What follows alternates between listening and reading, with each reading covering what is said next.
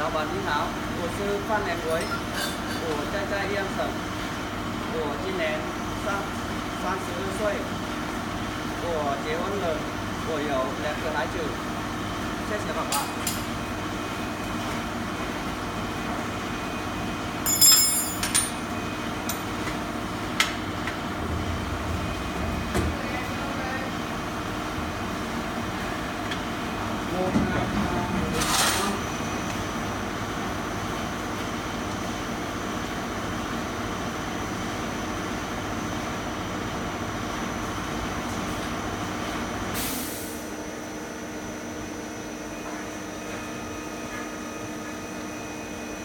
Chạy được rồi thì thôi không mình phải bỏ tay này đâu, lúc đầu nó chỉnh rồi.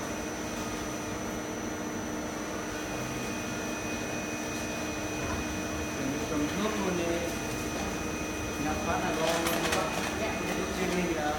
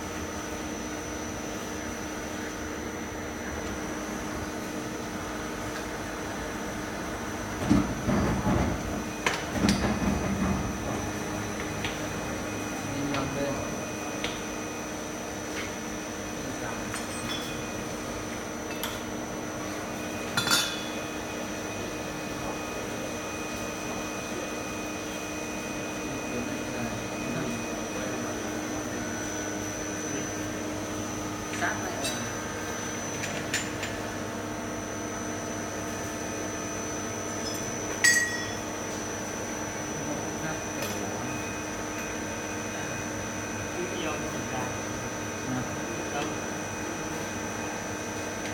Chạm lên vào đây.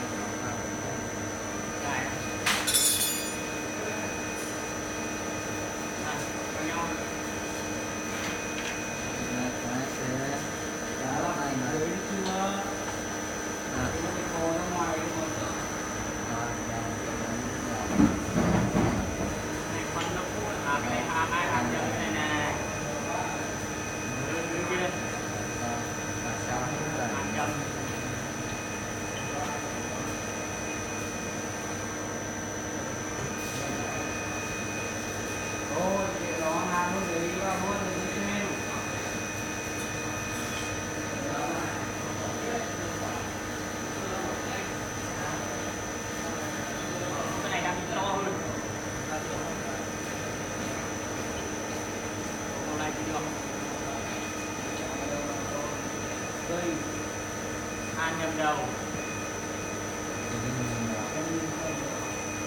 cho đầu này nó vào đây, không đầu tây nó vào đây. Rồi đấy, đầu tây nó là trong, đầu cạnh của nó phải ra ngoài, đầu tây nó vào cái góc cái này, bây giờ lắp ngược vào nó vào được cái này nha. Đấy như này nha, bây giờ hút quay vào như này nó vào này. Tráng tu sang xứ sẻn, có là cái đầu này sang đeo mini không vào.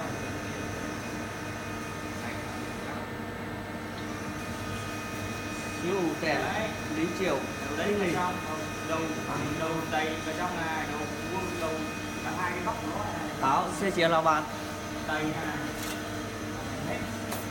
Anh cầm sản phẩm không? dạ Sản phẩm giờ để mình